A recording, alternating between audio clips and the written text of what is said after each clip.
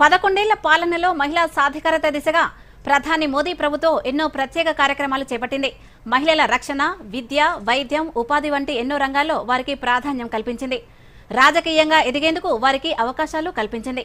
11 ఏళ్ల మోదీ పాలనలో మహిళా సాధికారత కోసం తీసుకున్న నిర్ణయాలపై దూరదర్శన్ యాదగిరి ప్రత్యేక కథనం ఇప్పుడు చూద్దాం.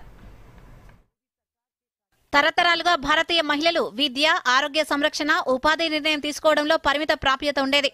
ముఖ్యంగా గ్రామీణ, అణగారిన వర్గాలలో వ్యవస్థాగత అడ్డంకులను ఎదుర్కొన్నారు. కానీ 2014 నుండి ప్రధానమంత్రి నరేంద్ర మోదీ నాయకత్వంలో ఒక చారిత్రాత్మక మార్పు జరిగింది. మహిళలు దేశ వృద్ధికి కేంద్రంగా నిలిచారు.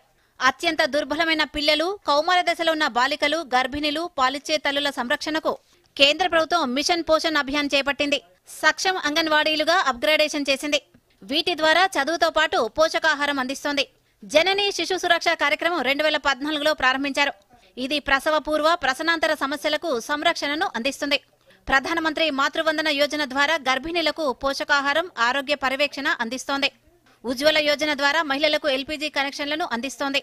10.33 కోట్ల ఎల్పీజీ కనెక్షన్లు ఇప్పటి వరకు మంజూరు చేసింది. స్వచ్ఛ భారత్ మిషన్ ద్వారా ఇంటింటికి మరుగుదొడ్డి నిర్మాణం చేపట్టింది. 2014కు ముందు దేశంలో కేవలం 39% కుటుంబాలకు మాత్రమే మరుగుదొడ్లు అందుబాటులో ఉండేవి.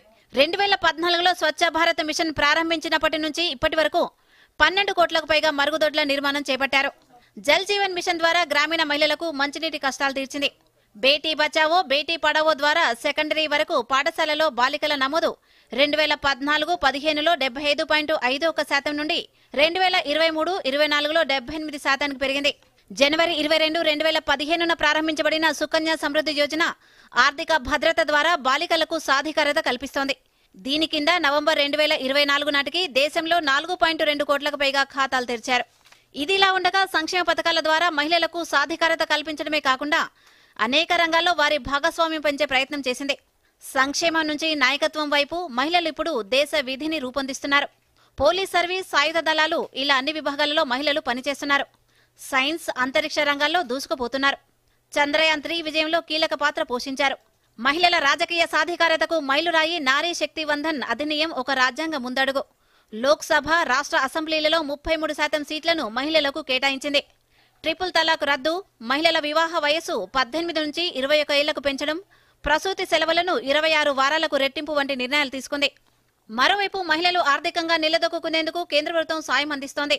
పీఎం ముద్రా యోజన ద్వారా మార్చి 2025 నాటికి 34.11 లక్షల కోట్లు మంజూరు చేశారు. ముఖ్యంగా ఈ రుణాలలో దాదాపు 68% మహిళా వ్యవస్థాపకులకు మంజూరు చేశారు.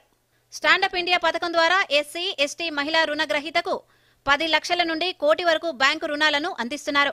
10.05 కోట్లకు పైగా మహిళలను 90.90 లక్షల స్వయం సహాయక బృందాలుగా సమీకరించారు.